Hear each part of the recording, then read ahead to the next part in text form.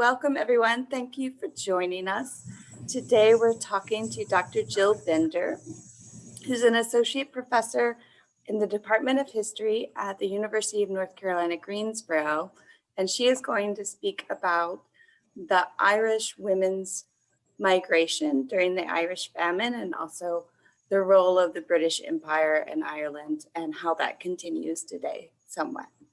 So, in addition to being an associate professor, Dr. Bender is currently the Director of Graduate Studies for the History Department.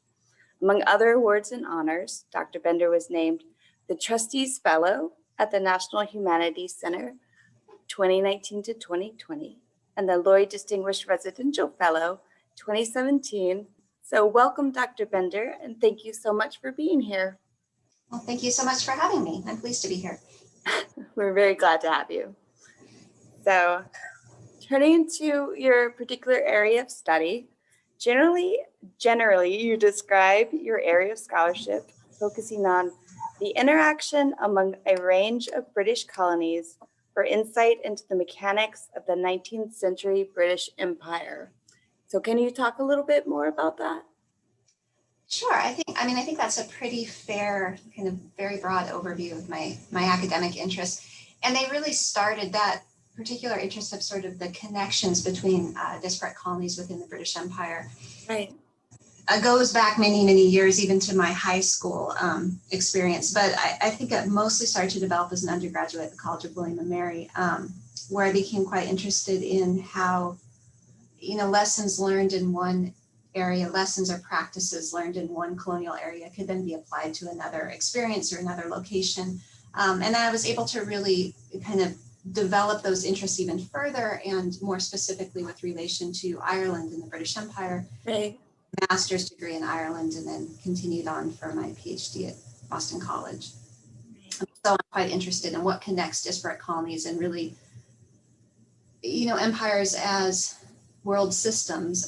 Power isn't natural. It needs to be constructed and maintained. So what kinds of connections draw together empires or draw together colonies, and how are those power structures, constructed and maintained?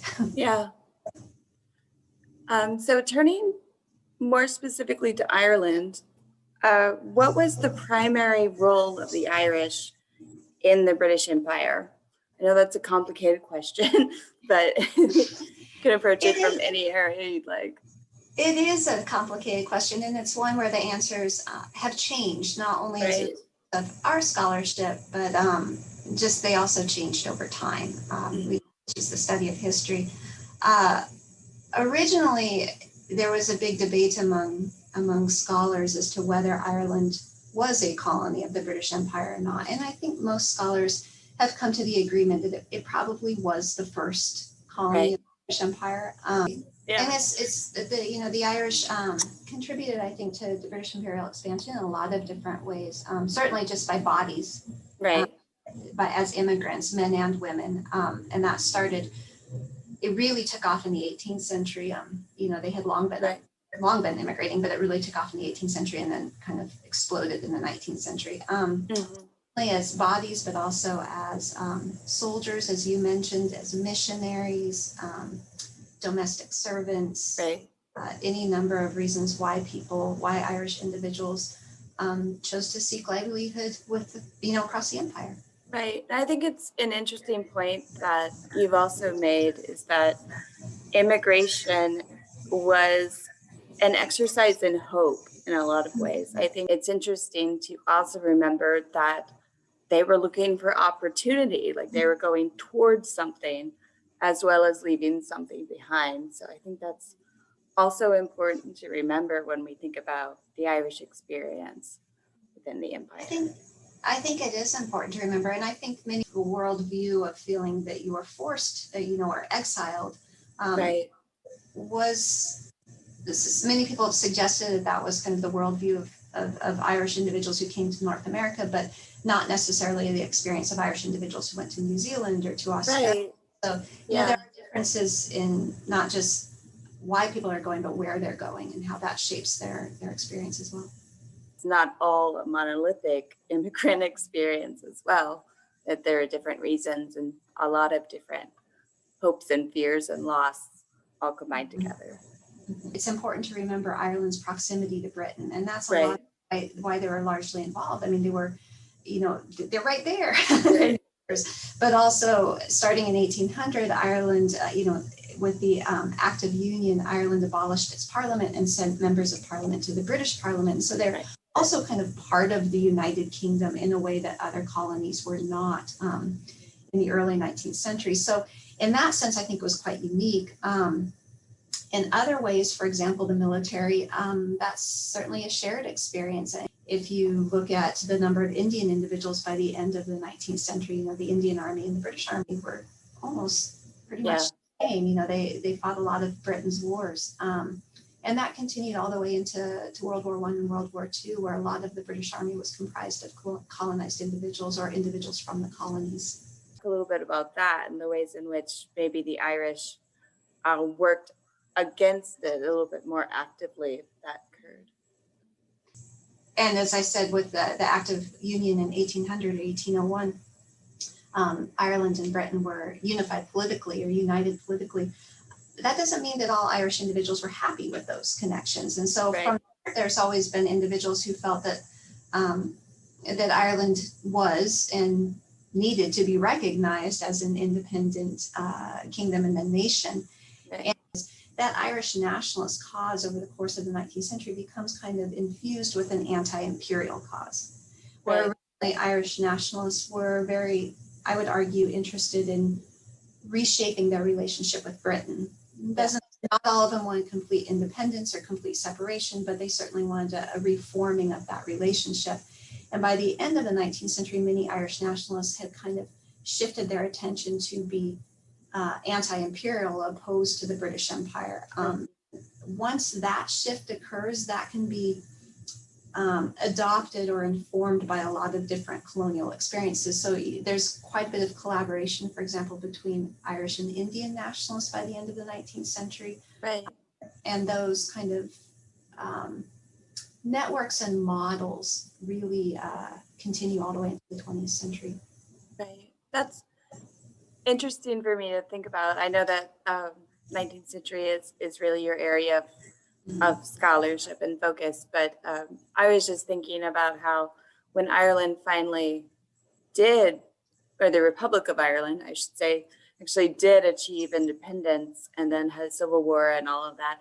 I was thinking recently about how their nationalism kind of collapsed into a very insular view of Ireland. Like they did not participate in World War II very much at all. And it wasn't just a like, oh, we're neutral. It was more of like, la, la, la, la, la, like this isn't happening. So they really, so it's interesting to think about how the idea of nationalism changed into anti-imperialism and changed into independence. And then once they achieved independence, changed into something more insular and Ireland first and sort of a focus on a very interior aspect of that. So that was just interesting for me. Well, I think that those connections of, I mean, in a lot of ways, it's these complexities that for me have made Ireland the most interesting case study, or one of the most interesting case studies to look at within an imperial context, because Ireland was colonized early. And so it became a kind of laboratory for the British, where a lot of different methods of colonization could kind of be worked out, Right. cultural or political, economic, or use of land, and then applied to other colonies. And at the same time, as the Irish are more involved in the British Empire, not only does Ireland become a kind of model for methods of colonization, but it also in some ways provide a kind of model for ways to resist the empire as well. Right. Models for nationalism. And that, like I said, carries all the way into the 20th century, where you see, there's individuals in India who were not happy with Gandhi's leadership, who looked to Ireland for examples of ways in which violence could shape an anti-colonial narrative or anti-imperial efforts. If you look at partition, I mean, Ireland was partitioned, and you see that as a model for partition in India and Pakistan, or Israel and Palestine. So, you see those models kind of across the centuries. We had touched a little bit about the role of race in colonialism. I think that you had mentioned this is something that historians have been, if not revisiting, kind of refocusing on a bit, which makes a lot of sense given our current sort of interrogation of a lot of these power structures that seem to be constructed around race and those kinds of ideas. So given that part of the debate around colonialism was a racial one, how has that impacted longer term in Ireland, do you think? In a number of different ways. Really, during the 1990s, there was a number of arguments to kind of look at whether the Irish themselves were racialized by the British, the roles that sort of racial stereotypes could play both in colonizing Ireland and colonizing other locations. So it's come out in scholarship in that way.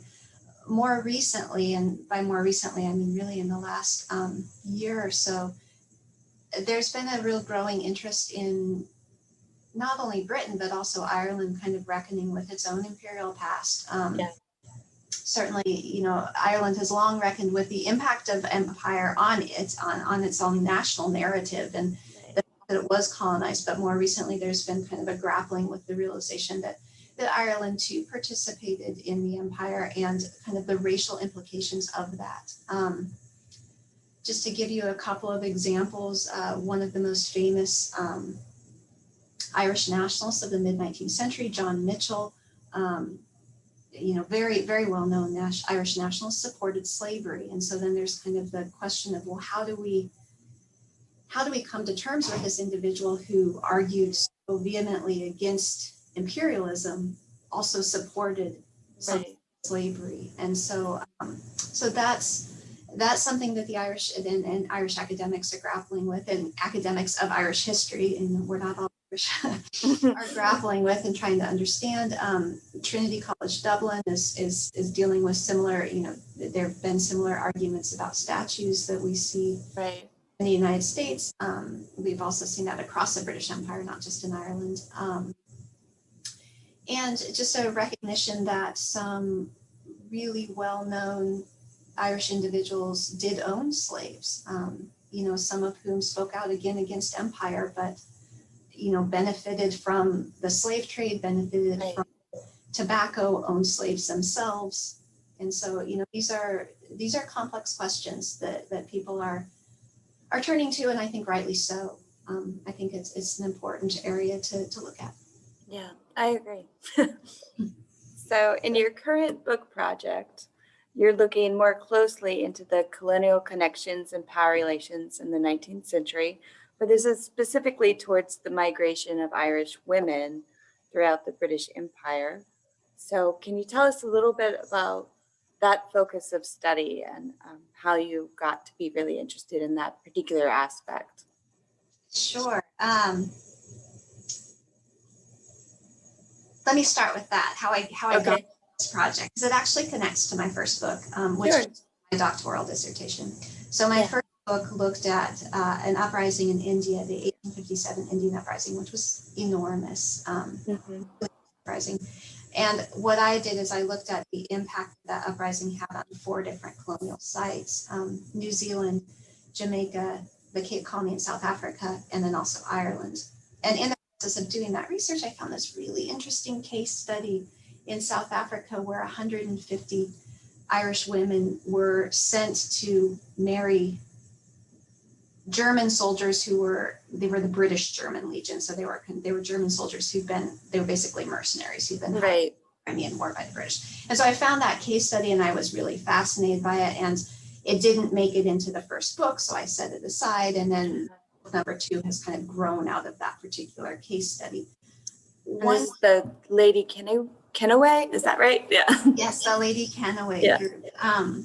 But one thing that's been really fun and challenging for me, I think the challenge is part of the fun part, is that this book, as it's taking shape, where I examine these kind of assisted migration schemes, so the state was involved in some way to move these women from Irish workhouses to various locations across the British Empire.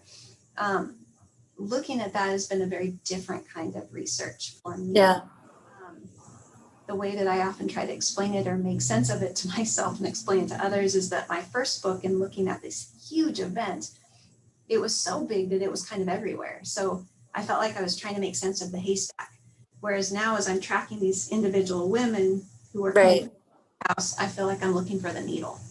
And I can't imagine workhouses were particularly pleasant places to be, no matter what. So it would make sense if given an opportunity that Irish women would perhaps consider traveling to South Africa on a ship called the Lady Kennaway, which is why that's why I think of it like that. But I think that at first some of the women didn't want to go, actually. Is that accurate? Am I thinking about that correctly? That's true. That's what I found with the Lady Kennaway case study. The Lady Kennaway case study is kind of an unusual one. That occurred in 1857. It's unusual for a few reasons. Right.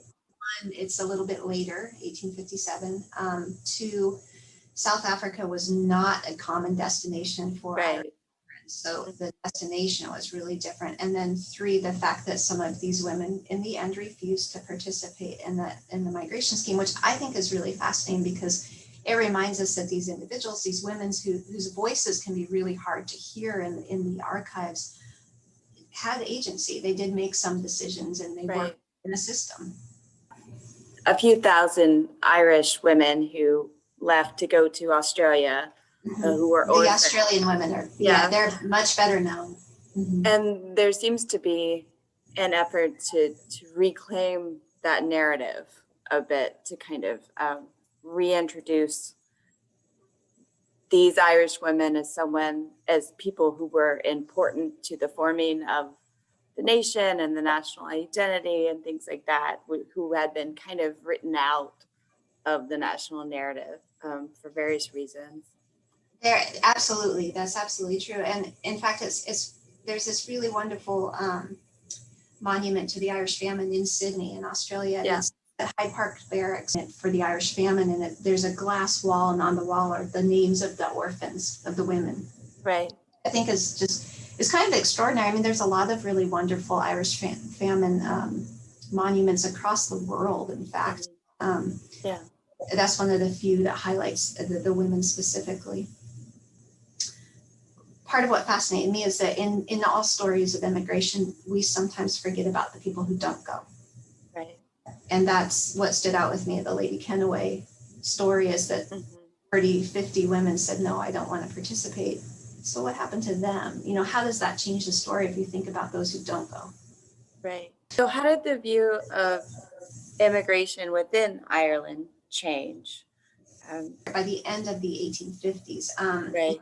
And some individuals sort of moving away from migration and supporting it in quite the same degree, especially something like assisted immigration, because so many people had left. Right. That there was kind of a desire so many people left and so many people had tragically died. There's a desire to kind of rebuild the country as it is. So in that particular case study, you know, it's assisted immigration. The women were recruited from the workhouses. The poor law guardians who administered the workhouses were part of the recruiting methods. And so when the women refused to go, and they refused to go because there was no guarantee that there would be a priest there to meet them on arrival. Right. And so when they refused to go, you see kind of a couple of different reactions. On one hand, the poor law guardians were frustrated. I mean, these women weren't doing what they were supposed to do. And that's quite a common story in female assisted migration stories. They don't always do what they're supposed to do. Right. And so you see that, but then you also see people saying, well, maybe we should encourage women to stay here. Maybe we need Irish women to stay here. Right. We train them for domestic service or jobs here in Ireland rather than sending everyone away. Right. It's also a complicated question, but in terms of the legacy of the British Empire in Ireland and generally, this is total pop culture, but I had mentioned to you the interview with Meghan Markle and Prince Harry with Oprah Winfrey that has caused a lot of reverberations and a lot more conversations to come to light about race within the empire and imperialism and the effects of that. And I have read a couple of articles that have been interesting in the suggestion that one of the functions of the British Empire, or how it played out in terms of imperialism and England specifically, was that it was much easier to castigate the actions of the British state in faraway colonies, and that's where the racism existed rather than cope with what was actually happening within England. And but Harry did mention that he felt the criticisms of his wife, Meghan Markle, had colonial undertones in terms of there perhaps needs to be more of a reckoning within England as to the legacy of the British Empire and how that continues today. And scholars of Ireland have recently kind of grappled with Ireland's imperial past and are doing so. And I mentioned someone like John Mitchell. It's also worth mentioning Frederick Douglass came to Ireland during the famine and was well received and was friends with a lot of Irish nationalists. So it is a very complex. So interesting, yeah. You also see with Britain and British history, there's, I think, been a real call, like what you just said, for the British to think a little bit more about the impact of empire on its own shores, and not just this is not just true of Britain, this is true of everyone. It's easier to ignore things like violence or oppression when they take place far away. Right. But that doesn't mean they don't also take place at home. Right. And I think there's a lot of individuals kind of trying to wrestle with that fact, and how do we come to terms with it, and understanding, within Britain, what are the signs of empire, what are the repercussions and the legacies of empire, and how do we make sense of them, and a concern not to whitewash them. Right. And there have been, obviously with the Black Lives Matter protests of last year, there was a lot of support for that in England and throughout the United Kingdom and throughout the world in many ways. And there were pictures that I saw this morning of a statue being pulled down in Bristol, England, of a slave trader there. So there has been, like we had mentioned earlier, like this scrutiny and this interrogation of these power structures that have been created and perpetuated and maintained, and how to break those down more effectively in a modern viewing of it. And those efforts are really global. There's been an ongoing effort, I'd say, in Britain to revisit various statues of Cecil Rhodes. The Rhodes Must Fall, and particularly at Oxford, statues there. There have been some statues have been taken down in South Africa of Cecil Rhodes. There's been similar debates in Belgium with King Leopold II, who founded and administered a colony in the Congo, really through violence. Yeah. So these kinds of, debates and arguments and efforts really are global. Definitely. So what, if anything, have we learned from the experiences of moments of national and international emergency, like the Great Famine, things like that?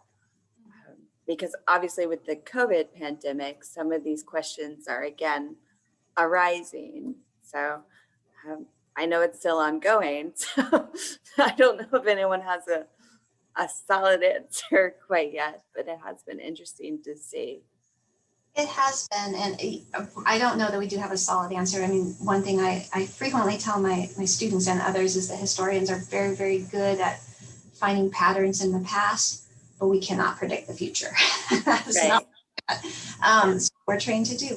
But this has been, it has been an interesting experience, and there's kind of a couple of ways that I can talk about that. One, the history department here at UNCG has started to do kind of very short conversations like what you and I are having right now. And there was one a few weeks ago on studying really plague and pandemics and the Black Death and things in a moment right now, Yeah. and what came out of that conversation, I did not participate in it, but I attended it. And I was really fascinated to hear one of the individuals say that this has been a moment of humility for a lot of historians, because we spend a lot of time researching these things, but we haven't really lived them.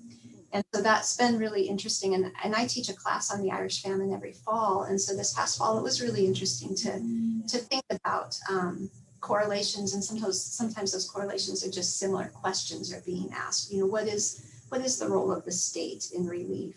Who is being blamed and why? Questions like that you see across time.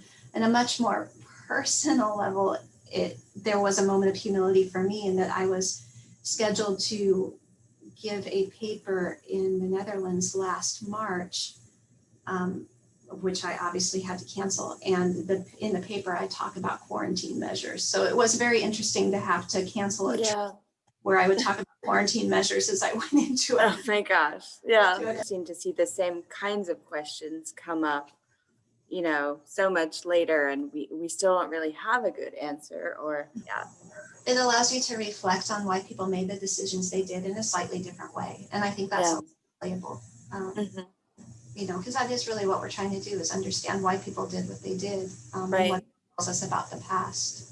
Yeah. Trying to judge them. Right.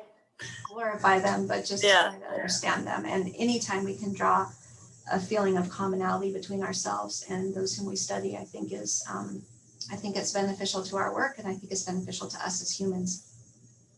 I could not agree more. So thank you, Dr. Bender, for being here. Your book, of course, is the 1857 Indian Uprising and the British Empire.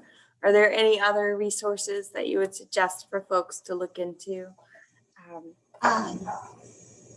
Well, I would always, and you did not plant me to say this, but I would always start with our local libraries. Yes, I was about to say. I think libraries are a wealth of resources, and also local universities. Right. People shouldn't be afraid to reach out and send an email if they have an area of interest. And we have a lot of events and activities taking place at UNCG that the public is generally more than welcome to, and we like that engagement. Yeah, one of the benefits of COVID is this new virtual world of learning that we have that may not have been as accessible before, and absolutely UNCG is part of that too.